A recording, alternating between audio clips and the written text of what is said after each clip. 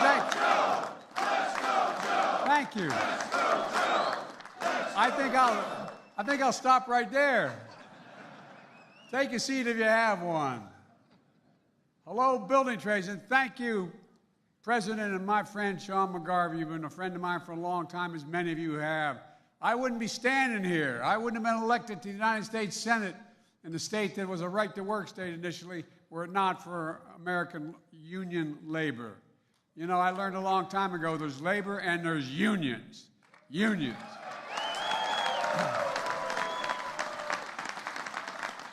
And I want to congratulate my former Secretary of Labor, Marty Walsh. You guys know Marty. I tell you what, if you have to be in a foxhole, you want Marty next to you. You want Marty with you. He's a man of his word. And the problem is he knows more than you do, more than I do. Lifetime Achievement Award, but you got a whole other lifetime to work out here, Marty. And you may be carrying a hockey stick these days, but I'm still coming for you, man. Thank you all for your continued support of Julie Sue. She worked hand in hand with Marty, and she's going to be a great Secretary of Labor.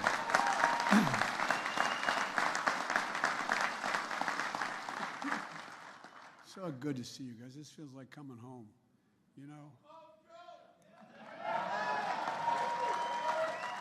Well, you know, I'm here because there's no better place to talk about the progress we've made together. And it wouldn't have been made without you, and that's not hyperbole, that's a fact. Our economic plan is working. We now have to finish the job, but there's more to do. And you're leading the way. Shovels in the ground, cranes in the air, factories opening, all those jobs, meaning we created. The IBEW jobs, ironworkers, boilermakers, teamsters, laborers, bricklayers, masons, plumbers and pipe fitters, painters, plasterers, roofers, operating engineers, steel and metal workers. My economic plan, as McGarvey said, is blue-collar blueprint to rebuild America, and that's what we're doing, rebuilding America. And I make no apologies.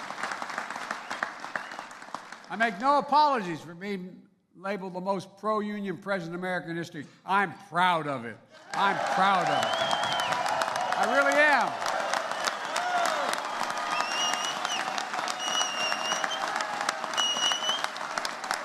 I really am. Folks, I really mean it. Folks, look,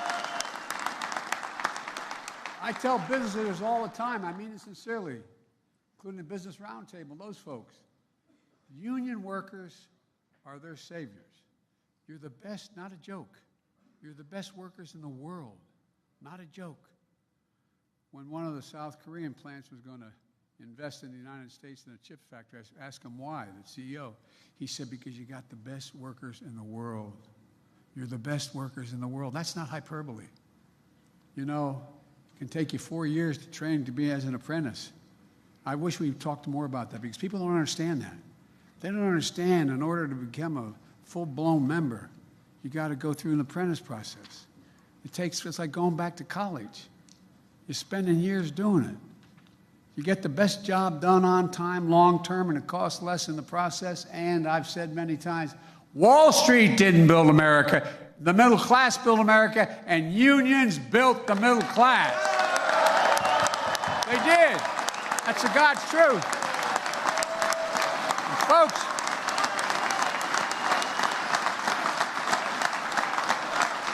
and the good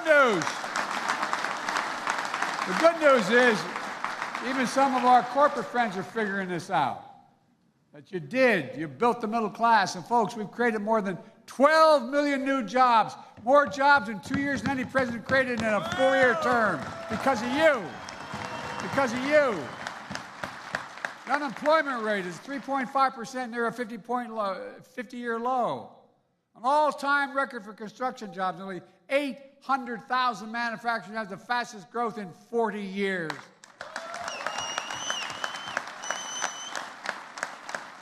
Because we're buying American. Where is it written that America can't lead the world again in manufacturing?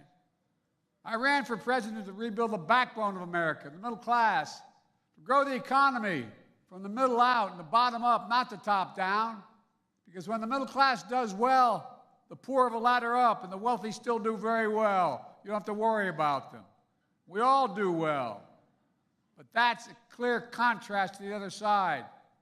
They believe the best way to grow the economy is from the top down, and then to watch the benefits trickle down to the rest of us. No, I'm serious. Think about it. Like many of you, not much trickled down on my dad's kitchen table. For decades, trickle-down economics hollowed out the middle class, hollowed it out. We rewarded wealth, not work. Companies moved jobs overseas. How many of you come from towns that you grew up in that used to have a factory of 600, 800, 1,000 people? Now it's gone. Why? Because they went overseas for cheaper labor. Not just in one administration, but a series of administrations preceding us. And as those jobs are lost, something else was lost as well that matters a lot to folks where I come from. A sense of pride, the notion of who you are, a sense of self-worth, earning our way. Because my dad used to say, and I'd give him my word, it's what he'd say, he said, Joey, a job's about a lot more than a paycheck. It's about your self-worth. It's about your sense of who you are. It's about being able to look your kid in the eye and say, honey, it's going to be okay, and mean it. It's about your dignity. And I think a lot of folks have forgotten that. Folks, trickle-down economics doesn't work. We have a very different plan for the economy.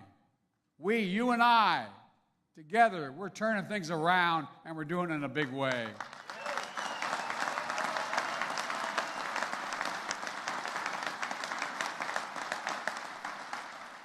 One of the first things I did as president was sign the American Rescue Plan, which helped save the nation from the pandemic, vaccinated millions of people. And through the Butch-Lewis Act, protect your pensions. Got relief needed. We got relief to folks who needed it most to get the country back on track.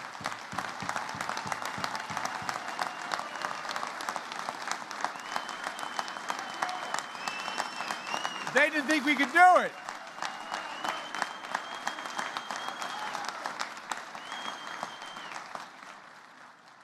It worked. And not a single Republican voted for it. And then I signed the bipartisan infrastructure law. Because to have the strongest economy in the world, we need the best infrastructure in the world. Again, that's no joke. We need the best infrastructure in the world. Roads, bridges, airports, water systems, high-speed internet, and so much more. Can you believe we used to have the best infrastructure in the world? We were rated number 1. We fell to number 13 in international ratings, 13. Under my predecessor, Infrastructure Week became a punchline. On my watch, infrastructure has become a decade headline. A decade.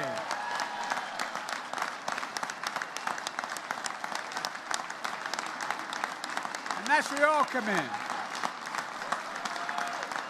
Oh, really? That's where you all come in. We've already announced over 25,000 infrastructure projects in 4,500 towns across America. And we're just getting started, not even close. Union workers will build roads, bridges, lay internet cable, install 500,000 electric vehicle chargers throughout America. And union workers are going to transform America. And union workers are going to finish the job. And as we rebuild America, we're going to continue to buy America. Buy America. If you might notice, I've been criticized by other countries, by our partners, and even by our Republican friends for buying America. You know, I've announced a new standard. All construction materials used in federal infrastructure projects have to be made in America. Lumber, glass, drywall, fiber optic cable, and so much more.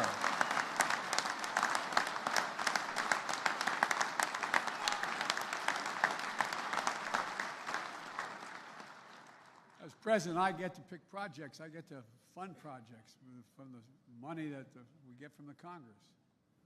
Every federal project is going to be built by American workers, using American products, creating American jobs. But most people didn't know. I didn't know it, to be honest with you, 8 years ago. That's been the law since the 30s. But no one's had the nerve to insist on it. Used to say, if you can't get the product, you can't get the workers, you can go somewhere else. Look for it. Well, guess what? I changed that law. It used to be if you got, if you did 40%, it was okay, and so on. No, not anymore. I'm insisting on it. We're going to spend American tax dollars. Americans are paying the money, and we're going to buy American when we do it. And by the way, under international trade agreements, it's all legit. It's all legit. It's been there since the 30s. Decades ago, the United States used to invest 2% of our gross domestic product, everything in America, 2% on research and development, allowing us to lead the world in major fundamental changes in research and development. Today is 0.7, less than 1%. We used to rank number 1 in the world in research and development. Now we rank number 9. China was number 8 decades ago. Now China's number 2, and other countries are closing in. This is not about good or bad other countries. It's about competition. It's about competition. That's why, with your help, I designed and signed the CHIPS and Science Act. I asked the CEOs this question. When the United States invests, and I really did, not a joke, I asked them, Marty remembers, I asked them, when the United States invests considerable resources in a new enterprise, in a new business, are they much more likely or much less likely to get in the game? And the answer is overwhelmingly yes, it matters. They get in the game when the United States of America makes a judgment what they're going to invest in. That's how we're bringing key parts of our supply chain back to America, like semiconductors. Folks, look, think how many people had no idea what the heck a supply chain was. No, I'm serious. You said 2.5 years ago, well, the supply chain, people look at, really bright people. Look at well, guess what? Because of the pandemic, when factories shut down in Asia, they had no idea they were supplying essential material to us. Shut down around the world. These small computer chips, the size of a fingertip, they affect nearly everything in our lives. Our cell phones, automobiles, refrigerators, sophisticated weapon systems, everything. America invented these chips. We made them smaller, faster, and more powerful. But over time, we went from producing 40% of the world's chips down to producing just 10% of them, despite leading the world in research and design. We saw what happened during the pandemic when the global economy came to a halt. Overseas factories that made these chips shut down, driving up the cost for everyone around the world, but particularly American families. A lot of you know this, but every new car built needs at least as many as 3,000 of these chips. During the pandemic, that's the reason car prices skyrocketed. And in some cases, new car production shut down because the chips were in short supply. But now, the private sector, at home and abroad, are investing over $400 billion in advanced manufacturing and clean energy here in America.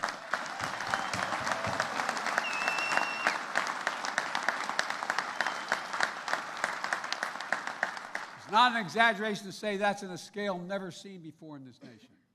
Never seen before. It's transformative. One of the private companies is investing is Intel. I visited what I call the Field of Dreams, about 1,000 acres outside of Columbus, Ohio, where Intel has committed $20 billion to build two new chip factories. They call them fabs. They're the size of football fields. There'll be a total of 10,000 jobs, 7,000 construction jobs, prevailing wage, and 3,000 full-time workers in those fabs. You know what the average salary in those fabs is going to be? $130,000 a year, and you don't need a college degree. You don't need a college degree.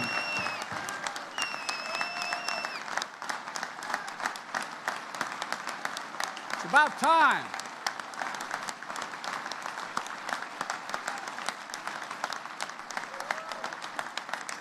We see the same story not only in Ohio, but in New York and Texas, Arizona, Idaho, and so many more places to come. This is real progress, like we haven't ever seen before. But don't take my word for it. Let me read a couple of headlines from left-wing Democratic papers. The Wall Street Journal. Wall Street Journal writes, quote, "America is back in the factory business." Fortune magazine, Biden's manufacturing push is working. The Financial Times, transformational change. Biden's industrial policy begins to bear fruit. In a recent column in the New York Times, "Make Manufacture Greater Again" was the title of the article. It goes on to say, President Biden appears to be presiding over the kind of manufacturing serve that Trump had promised. Folks, we're not making this stuff up. This is real. It's time to finish the job. Finish the job. But also, Four more years. Four more years. Four more years. Four more years. Four more years. Four more years. Four more years. Four more years. Thank you. Thank you. Folks, we got a lot more work to do, though. I know folks are also struggling with inflation. I grew up in a house when the price of gas went up at the gas station. It was talked about. You felt it in our house, for real. Many of you did as well. But it's not just the United States' problem. It's a global problem. The first pandemic disrupted the supply chain, causing prices to rise across the board.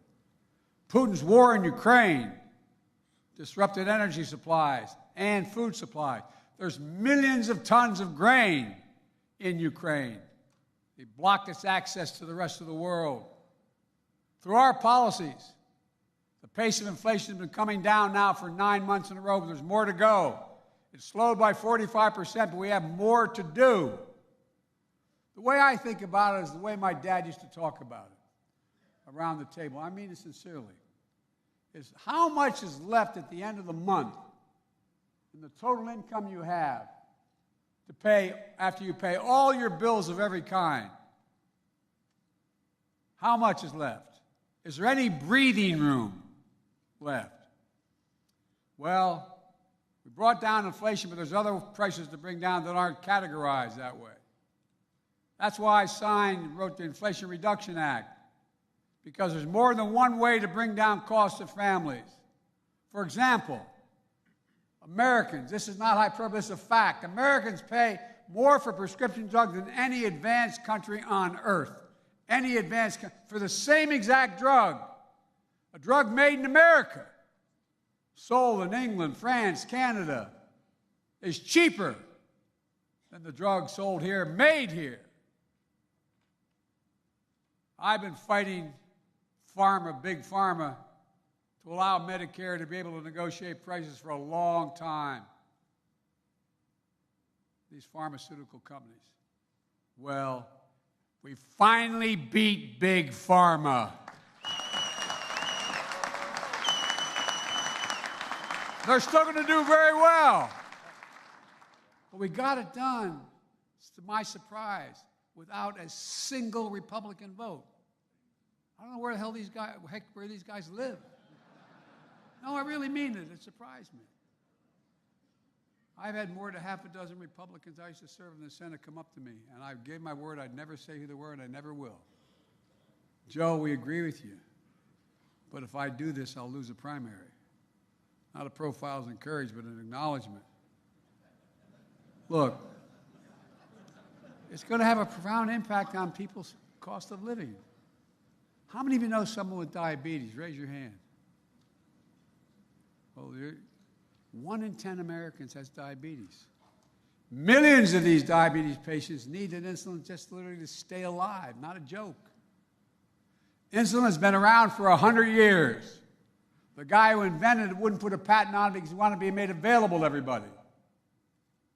It costs drug companies $10 a vial to make. And if you count in packaging and shipping and everything, it's probably $12. They've been charging hundreds of dollars, $300, $400, $500, $600 a month for the same exact product. Those who you know somebody's on it, you know that's true. And they've been making record profits, but not anymore. Folks,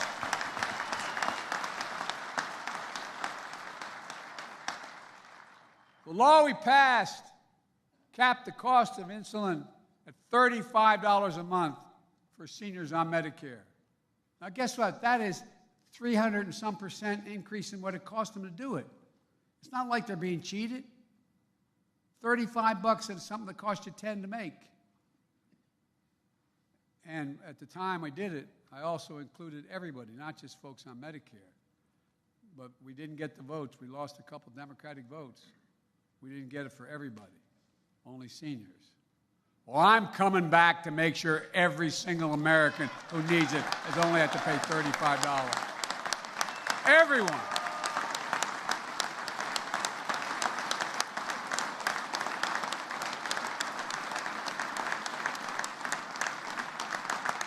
Look, you folks are, I'm not trying to be nice to you. You folks are really important in getting the message out. Just like you know there's well over $1 trillion for the whole infrastructure law. It takes a while to get it out, to get them started, to get the projects moving. It takes time. Well, the same way with dealing with the drug companies. Folks, the law that's the law now passed, although Republicans want to get rid of it, and the new Speaker of the House thinks it's not necessary. And by the way,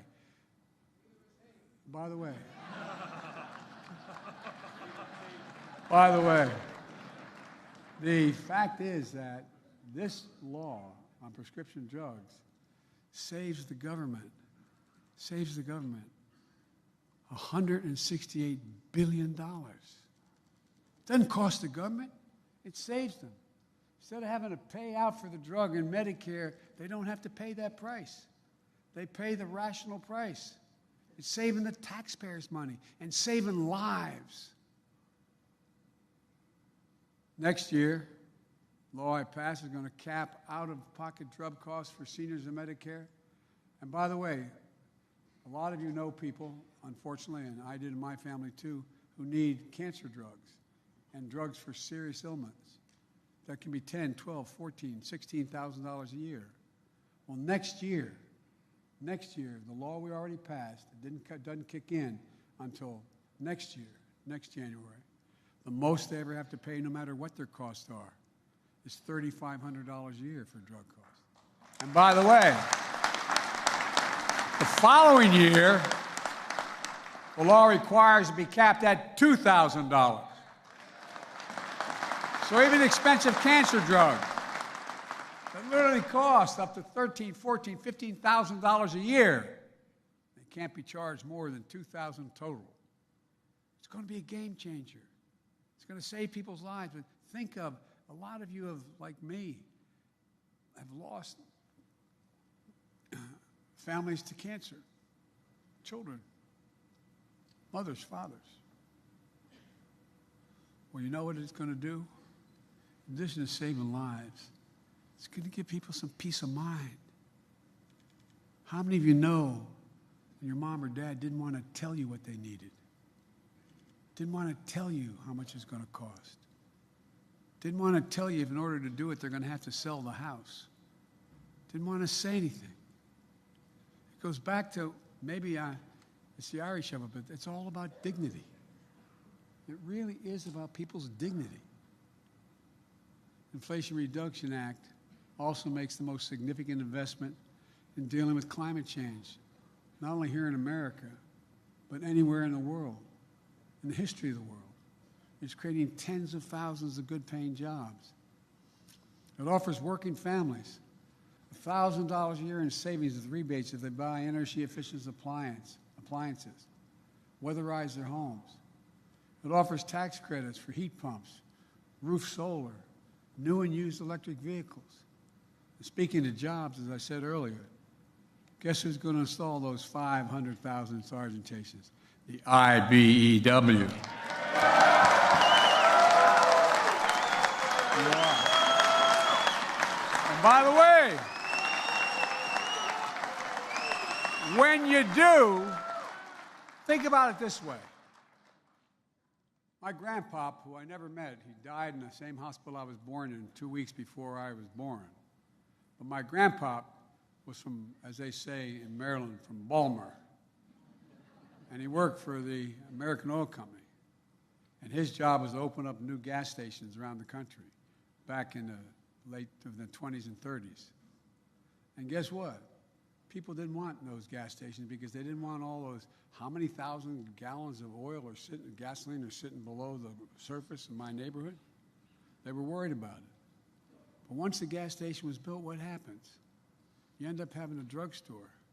You end up having a coffee shop. You end up having, it generates growth.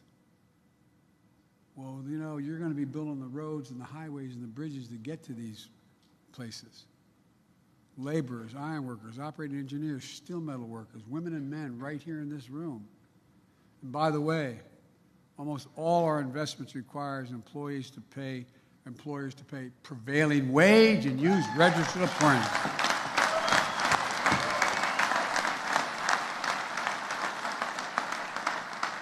Folks, again, this is truly to my surprise, not a single Republican voted for the law.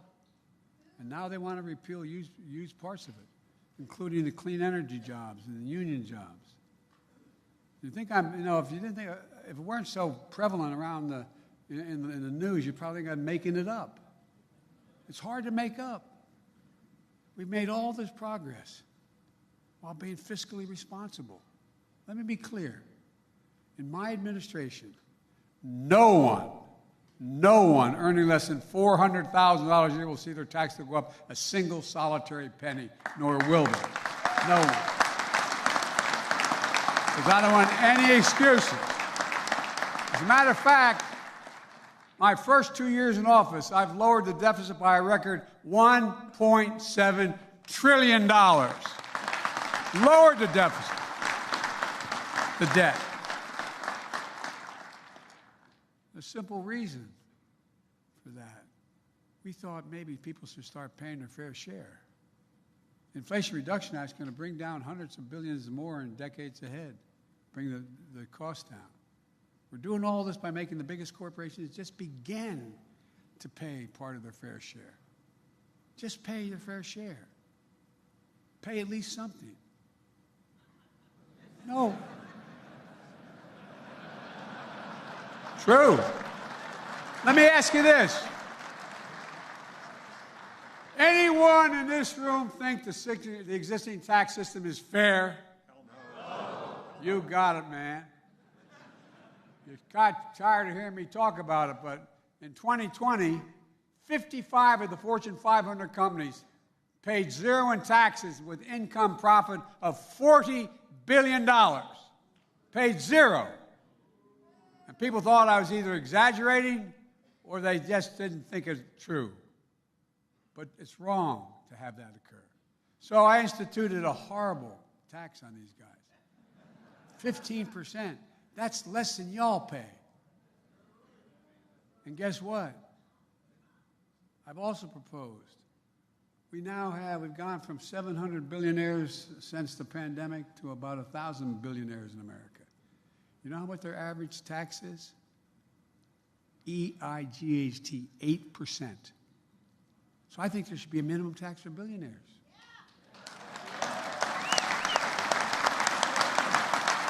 No billionaire should be paying a lower tax rate than a construction worker, a school teacher, a firefighter, a cop, a nurse.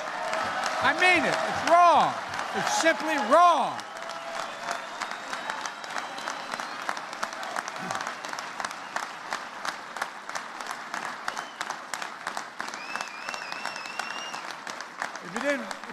through this, you'd think I was making it up. And meanwhile, guess what my mega Republican friends in Congress are up to? The Speaker of the House went to Wall Street last week, proposed huge cuts in important programs, cut all discretionary spending by 22%, including ones I've just named, programs millions of working and middle-class Americans count on. At the same time, he and his MAGA Republican colleagues are pushing some tax giveaways for the wealthiest Americans and biggest corporations. They'd rather see kids and seniors struggle to eat what they need, people on Medicaid lose their health care, veterans lose access to doctor's visits, and that's part of it, by the way, not a joke. Then cut subsidies to big oil that made $200 billion, and big pharma and the wealthiest corporations. We're not even talking about raising the tax, we just stop the subsidies. The same old trickle-down dressed up in MAGA clothing, only worse. Because this time, they're saying if they get their way, they will if they don't get their way, if Biden doesn't agree with them and agree to all the cuts and these tax increases for others, working people, they're going to let the country default on its debt. This is debt took over 200 years to accumulate. The last administration alone increased the debt by nearly 40% in 4 years. And every single time, they passed the debt ceiling without any question. Default would be totally irresponsible. I mean, it would mean cuts in Social Security, Medicare, higher interest rates for your credit cards, car loans, mortgages. The entire economy would be put at risk. Moody's, you know, that economic operation that comments on the economy, they said the Republican plan would cost us 780,000 jobs. 780,000 jobs. Working and middle-class seniors paying the price. The Speaker likes to quote President Reagan. I love these guys, how they selectively quote people, including makeup quotes for me. Well, President Reagan made it clear. We pay our debt. Here's his quote from him. He said, "The United States has a special responsibility to itself and to the world to meet its obligations. It means we have a well-earned reputation for reliability and credibility, two things that set us apart from much of the world." No, I think I'd be quoting Donald Trump, but even Donald Trump said, "I can't imagine anyone ever thinking of using the debt ceiling as a negotiating wedge." These guys are saying, unless I agree to cut all these programs by 22%, which is growing the economy, and cut taxes for the super wealthy and corporations. Folks, America's not a deadbeat nation. We pay our bills.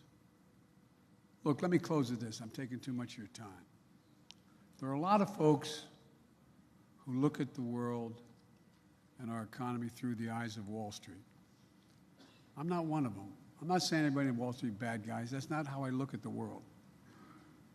I look at the world through the eyes of Scranton and Claymont, Delaware, where I grew up. Not a joke. Through the eyes of the working people I grew up with in this nation, and the eyes of my dad. Through the eyes of people like you who've been able to make it because of your union. The Speaker, the former President, and the MAGA extremists are cut from a different cloth. They treat these folks, and they think they're a threat. They think that somehow we're going to go back. The threat that MAGA Republicans pose is to take us to a place we've never been, and where the last guy tried to take us. And look how hard we had to fight to get prevailing wage, Bush-Lewis, Davis-Bacon, project labor agreements, health care. My God, we had to fight like hell. And folks, we made a lot of progress because of all of you. But there's more to do.